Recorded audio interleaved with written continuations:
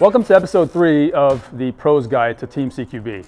In this episode, we'll be covering split stacks, priorities of work, opposing threats, and exiting a room. Now, priorities of work is basically the next step that comes in after all the assaulters have entered the room, all the assaulters have gotten to their points of domination, they have cleared their sectors, and at this point, they're ready for their secondary and tertiary checks. So it starts with the dead or the threats that they have engaged, because we want to make sure that they are actually dead at that point or are no longer a threat, and then we move on to the living.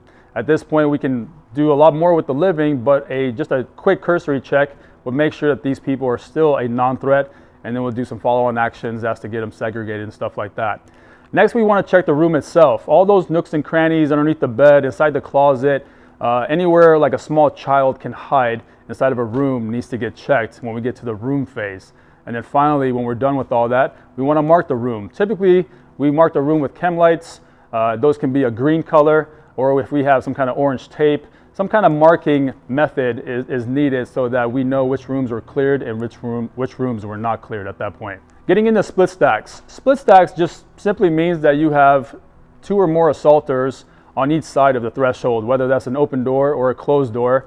A split stack can be one assaulter on one side and another assaulter on another side, or you could have entire stacks on both sides of the door. Sometimes this is pre-planned depending on the doorway of the structure that you're about to enter. Sometimes it can just happen naturally when we go into a room and we go to our points of domination. For example, if that's a dead-end room and we have to come back out, we can split stack. Another benefit of split stack is that each assaulter, while they're waiting to get that squeeze and release, they can kind of step into that wall and get a harder look inside that threshold, inside that room, into the corner. That way they get about 90% of the room versus whatever they had prior to that. But since now they're stacked on that door, that kind of leads us into exiting a room. Upon exiting a room or before exiting a room, usually the cell leader, if there is one present, will make a call on which way to exit or what the direction of travel is. Whoever the 1 man is at that point will know which direction to head, and the number 2 man will pick up rear security. As the rest of the stack flow out into the direction of travel, the last man on that stack will pick up that rear security and they will flow into that hallway or basically into that next room. Now, opposing threats. Opposing threats is probably the number 1 killer of good guys in CQB. It simply means that one assaulter cannot look in 2 different directions at the same time. When we come into these structures, there's all kinds of furniture, there's partitions, there's nooks and crannies, and when an assaulter is on his route to his point of domination, sometimes he'll encounter something that will take him out of his sector of fire, and at that point, that becomes an opposing threat. So at this point, when an opposing threat happens, we need a fellow assaulter, usually a 3 or 4 man, to come in and now assist with negotiating whatever that opposing threat is, that secondary or third angle that is now open to that assaulter. Opposing threats is a very huge risk when it comes to CQB, and this is something that is not an easy concept to understand because it's not just a simple solution. Every room and every layout to every structure has some kind of opposing threat that you can't really rehearse for, but as long as you understand the concept of opposing threats and how to negotiate them, then you'll be in good shape. Now we go into what we call priorities of work. Priorities of work is basically now going into secondary, tertiary searches, the search of personnel, searching dead bodies, making sure they're still dead or not a threat, stuff like that. But there is a priority in that. So the priority goes dead, living, room, mark. Dead, check the dead, make sure that they're still dead, that they're no longer a threat. Check the living, make sure that the living are non-threats and in fact not a threat in hiding or someone that could become a threat very quickly if we take attention off of them, right? And so what that means as far as what we do with those personnel, that goes down to SOP level. We don't have to cover that. That's just whatever the unit feels like. Then we check the room. This is where we do our secondary, tertiary checks. We are checking all the nooks and crannies, the beds, the closets, anything that opens up. Think of it like this. If a little child can hide in there, we need to check it somehow. That doesn't necessarily mean you need your primary. You can transition at this point, go to your secondary to do some of these smaller checks in these tighter spaces, make it make sense to you at that point. If it is something that requires maybe 2 people, then as long as we have security on the door that we are coming from or going to or wherever, then we can start priorities of work and we start pulling people to now, give them tasks. Like, John, you're closest to the door, pull security. So go ahead and pull security for me, John. That's his world. So as long as now we have security and John's going to pull security either this way or however I orient him. Now let's say I have to check something. I can pull in Johnny and say, Johnny, we're about to check this closet door, for example. And so instead of going from just me checking it, like, under a bed, now we can do a two-man check. So Johnny can either have his pistol out or he can have his rifle out. But at this point, it's just a little bit of communication. And I just push this door, and then he just gives it a check. In this case, we have a different room, but let's just say that it's a small bathroom or a closet. But a two-man check is a viable option if you have the manpower. Sometimes you only have two people in here, so then you kind of have to really make that make sense. One person pulls security, because we need that before we do anything else, and then that other guy is doing basically everything, or he calls for support at that point. So that's priorities of work: dead, living, room, and then mark. The mark is usually a chem light. We have a bunch of chem lights on us. Whatever the SOP is, we'll mark the room. Now we mark it somewhere at the doorway so that units that are out there that haven't come into this room yet will see, oh, I see a green chem light, that room's been cleared. So they're not coming in here re-clearing, possibly drawing guns on us. Make sense? If you don't have chem lights, orange tape somewhere on the door frame, could be a Sharpie, could be spray paint, anything, whatever the SOP is that you guys can mark this room and say, yep, we've been here. We don't need to check it again, okay? Once we mark the room at this point, we are going to basically roll into exiting a room. Before we exit a room, we have to stack on that doorway, right? Since we find ourselves in all sides of the room, and let's say I'm the cell leader and I say we are exiting the room or the doorway that we just came out of, you guys can now go stack on that door. So everybody go ahead and do that. Okay, so in this case, what we have now is a split stack. A split stack, all right? A split stack gives us the pros and cons here of we have two sets of eyes looking in two different directions. So both these guys are getting a good picture of what's out there. At the same time, they can do a diminishing return. So go ahead and set yourselves up for yep, there you go. So what they're doing at this point is getting a hard look down. In this case, this is a hallway. So they're getting a hard look down that hallway. They can either come back because maybe they have an open door. For example, Damon has this open door right here, so he has to constantly check the open door, but also when he can, get that diminishing return and get that deep look down the hallway. As they can do that as many times as they want to until whoever is the cell leader here now gives them a directional call as to which way to exit, and then we exit on that command. On a split stack, so we can naturally find ourselves in a split stack because, again, we came into this room, it was a dead end, and we find ourselves back on both sides of the door, so naturally we just split stack.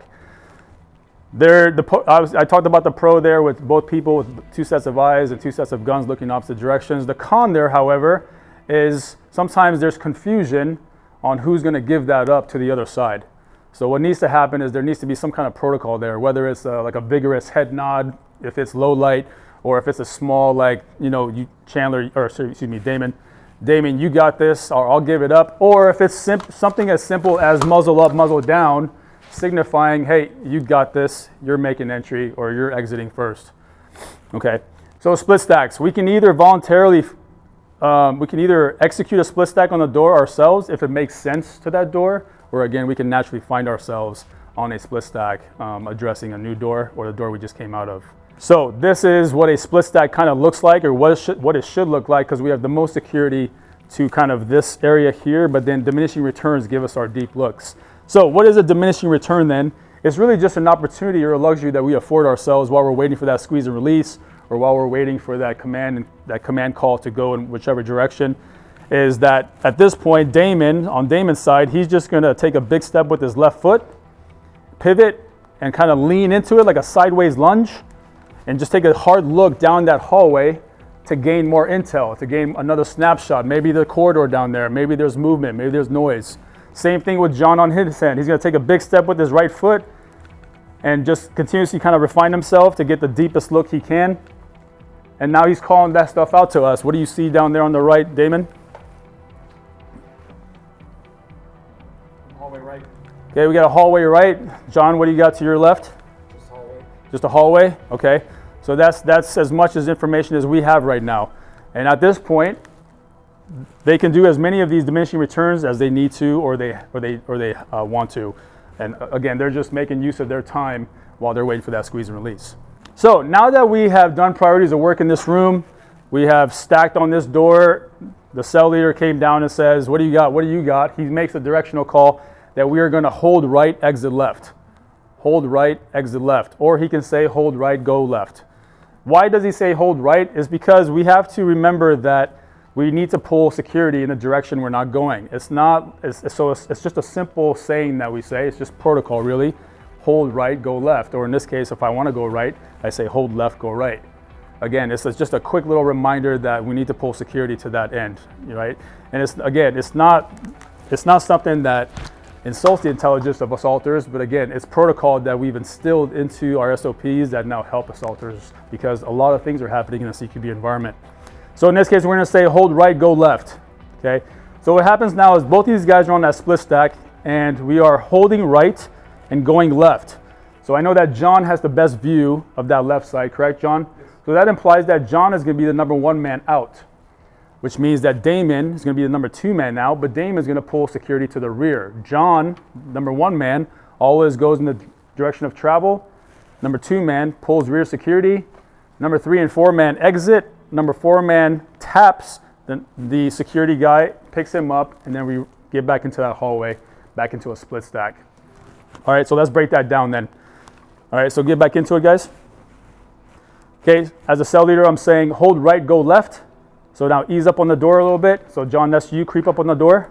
Kind of get back into that posture where you're kind of looking out the hallway a little bit.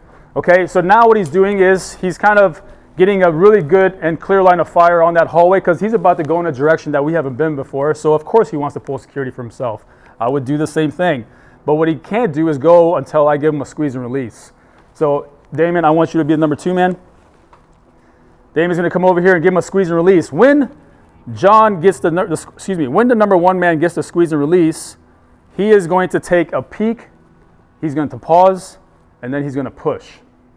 And we'll explain that here in a second. So a peek, he's already there. He's peeking down the hallway to make sure that there's no like death machine down there. And he's pausing to decipher that information. Whatever intel he's capturing down the hallway, he's deciphering that in his head. And now that's what that pause is. But the pause is very quick. It's just a tactical pause. And then he pushes. And what we mean by push is he is going to make a lateral push to that side of the hallway, because from his angle, he's already seen this side of the hallway. Okay, he saw the far side. But now he's going to push to that far side to now capture the near side of the hallway, so he can have a good snapshot of both sides of the hallway, since he is our security to the unknown. As he pushes across directly, go ahead and push laterally. Okay, come back. So give it more of a lateral, because what happens is if you start moving forward, you're going to keep going, and then whoever the 3 man is, he's going to come in and have to catch up with you. So just go kind of straight across and then kind of make little baby steps until you see that number 3 man on your peripheral. Okay, then we can speed up a little bit. Yep, squeeze and release, peek, pause, push. Damon picks up rear. I'm the number 4 man, so I pick up Damon. And then I'm behind Johnny with my gun up. Damon's right here, and we go right back into a hallway posture. Okay, split stack. Okay, so once again, at this point, we've already said we're holding right, going left. So naturally, John has the best view, so he's going to take that as a 1 man. Damon is number 2 man. Damon gives him a squeeze and release. Peek, pause, push. Damon picks up rear. Good. Number 3 man goes. I'm the number 4 man. I pick up that rear security guy, and then we all travel down the hallway in a split stack with number 2, or the 2 1 men having cross coverage until we get to that next threshold. So the question was, on a split stack, do we always alternate left, right side, left side, right side? Or is it all of one side goes and all of the other side goes? The answer is that all of one side goes and then all of the other side goes. That's the answer. However, for in this case, these 2 guys to go 1 and 2, that's also okay. So there is no like hard answer there. It's just more of a method. Which method should we choose, and is that our SOP? Does the entire one side of the train go and then the other side, or do we alternate? In this case, what we were doing was we were alternating, but now we can demonstrate you guys just going. So then as you give him the squeeze and release, he does his peek, pause, push, you pick up rear, and then we're going forward. I'll pick you up.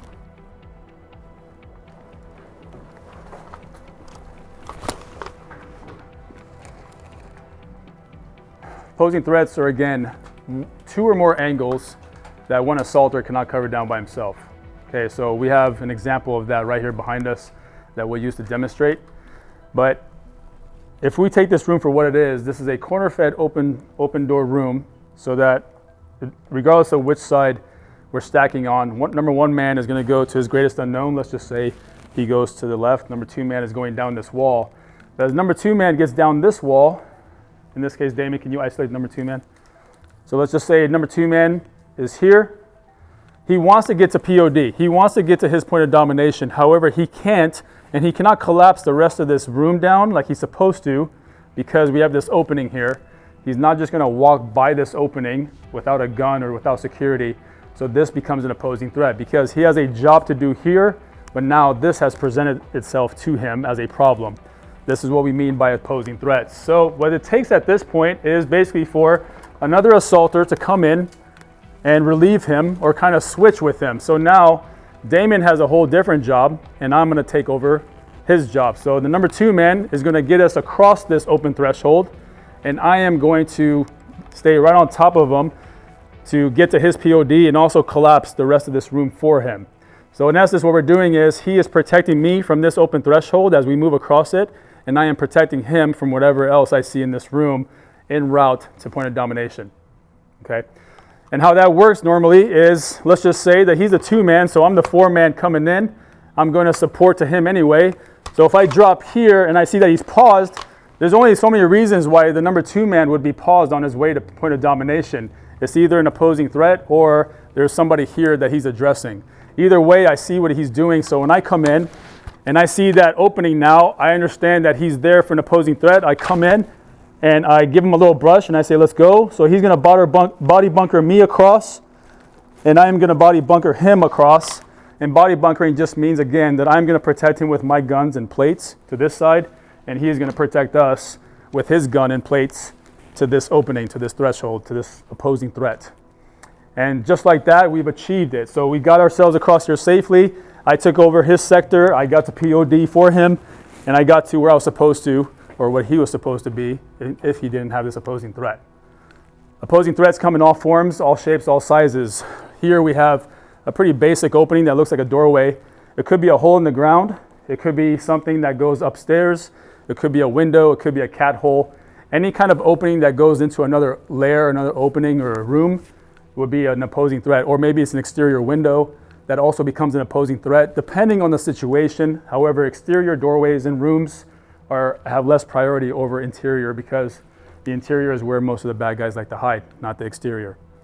So that is opposing threats. We can make opposing threats as complex as we want it to be. I can open this door right here, and now we have one more opposing threat. Now, in this case, whoever the 1 man is or the 2 man that's going to this left side runs into the same problem. How can I come in and clear this corner and get to POD when I'm completely exposed to this opening back here, right? So now I need somebody to basically come and body bunker me. So at this point, John, if you don't mind, we'll just say I'm the number 2 man. John is number 4 man. He's supporting me anyway.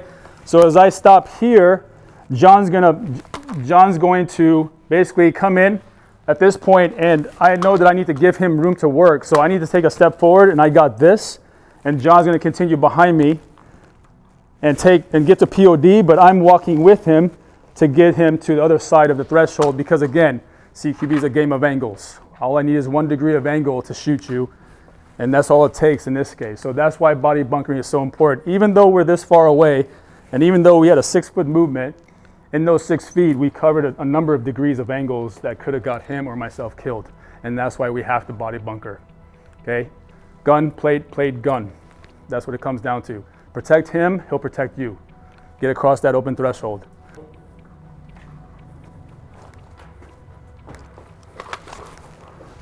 Let's go.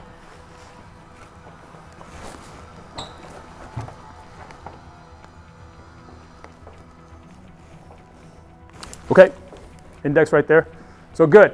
I didn't see what you guys did here. I was focused here on Damon, but Damon and I negotiated this opposing threat pretty fluidly. Once he felt my shoulder brush him, I also kind of gave him a let's go. And then we started body bunkering each other. And I was focused on that door more than anything else. Obviously, it's kind of an empty corner. But that's what I'm doing. I'm basically between the door and whatever dead space I may have here. That's why I said that constant kind of going back and forth has to happen because of cases like this or like some extension of this room. It's like couch here, coffee table here, and then everything else, yep, here, clear. So now I'm focused here, getting ready to basically become the one man. When we go into priorities of work, I'm gonna shift myself over. I'll pie the rest of this, give this a quick look, and then I'll just pull security. If it's a dead end, I'll be like, it's a dead end, right? And then we just put one man here, the three of us get to work. Yeah.